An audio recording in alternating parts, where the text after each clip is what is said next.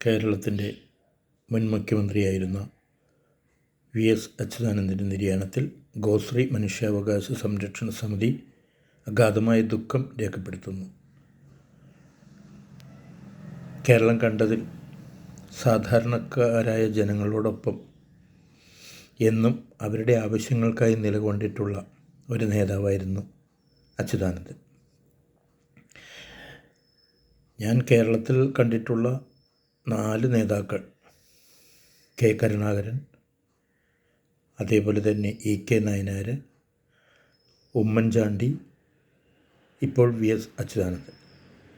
ഏറ്റവും ജനകീയ നേതാക്കളുടെ പട്ടികയിൽ പെടാവുന്ന ഈ 4 നേതാക്കൾ, അതിൽ ഒരു നേതാവാണ് ഇപ്പോൾ നമ്മളിൽ നിന്നും വേർവിട്ടു പോയിട്ടുള്ള അച്യുതാനന്ദൻ.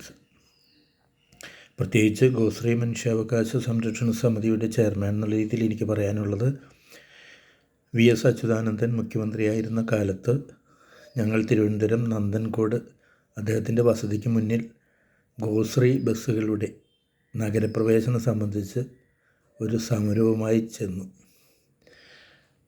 അവിടെ നന്ദൻകോട് അദ്ദേഹത്തിൻ്റെ വസതിക്ക് മുന്നിലേക്ക് എത്തുന്നതിന് മുൻപ് പോലീസുകാർ ഞങ്ങളെ തടുത്തു.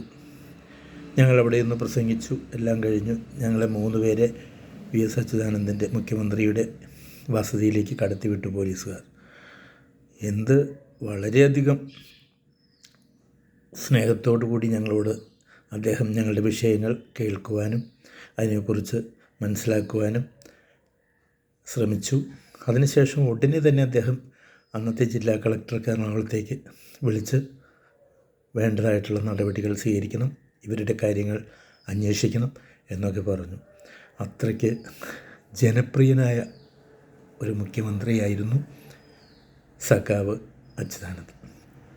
അദ്ദേഹം വന്ന വഴികളെല്ലാം നമുക്കറിയാം.